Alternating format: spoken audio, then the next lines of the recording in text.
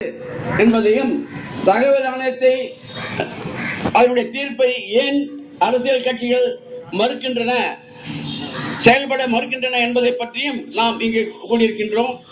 ஆகவே இந்த தகவல் அறியும் உரிமை சட்டத்தின் மூலியமாக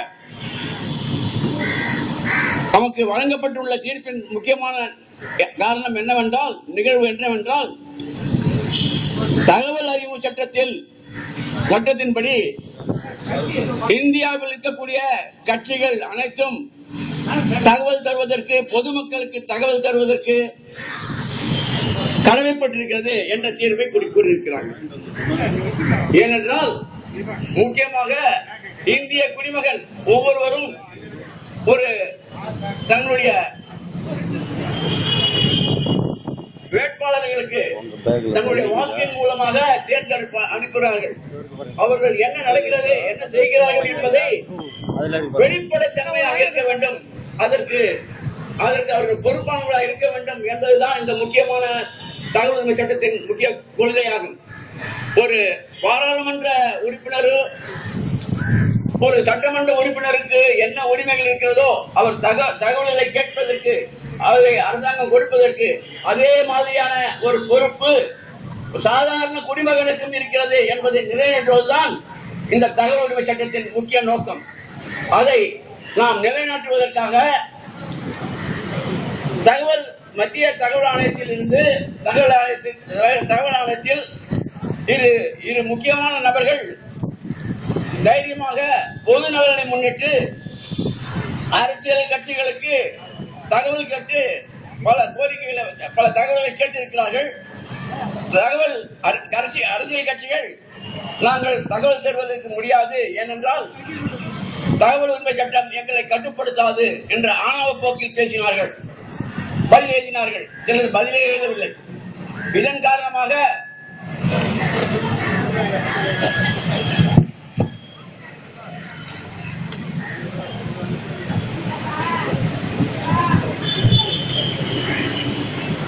இரு நபர்கள் தகவல் ஆணையத்திலே புகார் மனு சமர்ப்பித்தார்கள். அதன் அடிப்படையிலே தகவல் ஆணையம் பரிசீலித்தது. பல கட்சிகளின் சார்பாக அவருடைய பொறுப்பான அங்கத்தினர்களை அனுப்பி வைத்தார்கள். அதே மாதிரியாக பல வழக்கறிஞர்கள் இந்த நிகழ்வுகளை கலந்து கொண்டு தங்களுடைய கருத்துக்களை பரிமாறிக்கொண்டதன் விளைவாக கடைசியாக இந்த தகவல் ஆணையம் ஜூன் மாதம் 3ஆம் தேதி 2013ஆம் ஆண்டு ஒரு தீர்ப்பை வழங்கியிருக்கிறது. என்னவென்றால், அரசியல் கட்சிகளும் பொதுமக்கள் கேட்கும் கேள்விகளுக்கு பதில் சொல்லியாக வேண்டும்.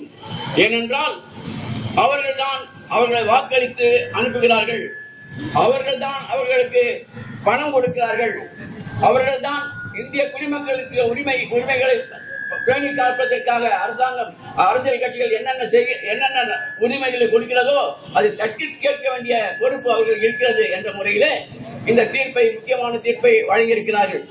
ஆனால் இந்த நிலையிலே எல்லா கட்சிகளும் ஒன்று சேர்ந்து தகவல் உரிமை சட்டத்தின் மூலமாக நாங்கள் தகவல் கொடுப்பதற்கு பல இளைஞர்கள் இருக்கின்றன என்பதை பற்றி எல்லாம் எதிர்மாறாக பல நடவடிக்கைகள் எடுத்து வருகிறார்கள், ஒன்று சேர்ந்திருக்கிறார்கள்.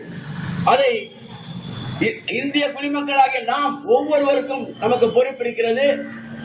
நாம் தான் அவர்களுக்கு வாக்களிக்கிறோம். நம்முடைய வாக்கை பெற்றுதான் ஒருவர் போகிறார், ஒரு எம்எல்ஏ ஆகிறார் என்றால் அது எம்எல்ஏக்கள் தான் சேர்ந்து ஒரு முதலமைச்சராக சேர்ந்திருக்கிறார்கள். ஆகவே இத்தகைய காரணங்களினால் அவர்கள் நமக்கு பொறுப்பு உடையவர்களாக இருக்கிறார்கள். நாம் கேட்பதற்கு பதில் சொல்லியாக வேண்டும் என்ற நிலையிலே இந்த முக்கியமான தீர்ப்பு வந்திருக்கிறது. இதை அமல்படுத்த வேண்டும் என்ற கோஷத்துடன் இதை எதிர்க்கின்ற கட்சிகளுக்கு நம்முடைய கண்டனத்தை தெரிவிக்கும் வகையில் இந்த கூட்டத்தை இப்பொழுது கூட்டியிருக்கின்றோம்.